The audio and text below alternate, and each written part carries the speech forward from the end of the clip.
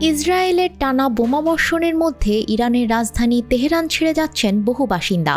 অজানা অনিশ্চয়তা আর প্রাণভয়ের মধ্যে শহর ছাড়ার আগে তারা নিজেদের ঘরের শেষ ছবিগুলো সামাজিক মাধ্যমে শেয়ার করছেন। ছবিগুলোর শিরোনাম the last photo of home, অর্থাৎ বাড়ির শেষ ছবি।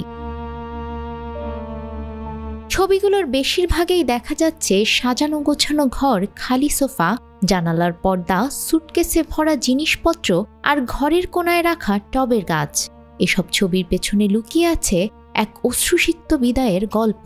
বাড়ি ছেড়ে যাওয়া মানে যেন হৃদয়ের একটা অংশ ফেলে যাওয়া। একজন ইরানি নারী লিখেছেন, গাছগুলোতে পানি দিয়ে বেরিয়ে পড়লাম, জানি না কোনোদিন আবার ফিরে এসে এসব দেখব কিনা। আরেকজন লিখেছেন, যেসব জিনিস পেতে রাত জেগে কাজ করেছি সেগুলোকে বিদায় জানালাম, আশা করি আমি ফিরে এলে এগুলো ঠিকঠাকই থাকবে।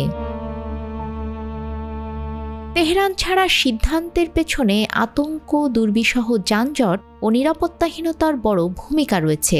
কেউ কেউ বলছেন তারা বাঁচার জন্যই যাচ্ছেন, আবার অনেকেই বলছেন কোথাও যাওয়ার উপায়ই নেই তাদের।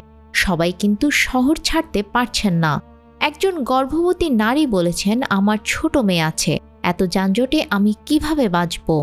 আরেক নারী জানান, তেহরান থেকে সিরাজে ৮০০ কিলোমিটার একা ড্রাইভ করে যাওয়ার ঝুঁকি নিতে চান না, বিশেষ করে যখন জ্বালানি সংকট চলছে। বান্ডেল থাকলে প্রতি সেনমানিতে টাকা বাঁচবে। বিকাশ সেনমানি বান্ডেল কিনে জিতুন প্রতি লেনদেনে। অনেকে জানিয়েছেন সাধারণত ১০ থেকে ১২ ঘন্টার রাস্তা পাড়ি দিতে এখন সময় লাগছে ২০ ঘন্টা পর্যন্ত। জ্বালানির সংকট আর যানজট মিলিয়ে সৃষ্টি হয়েছে এক জটিল বাস্তবতা।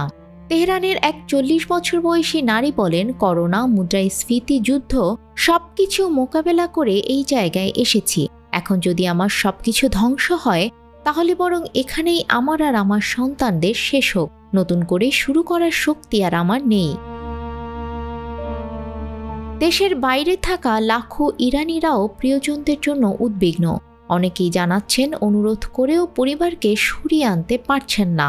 একজন প্রবাসী জানান, তার তেহরানবাসী আত্মীয় শুধু এক লাইন জবাব দিয়েছেন, কারো অর্থ নেই, কারো যাওয়ার কোনো জায়গা নেই, তাই আমাদের শহর ছাড়তে বলো না।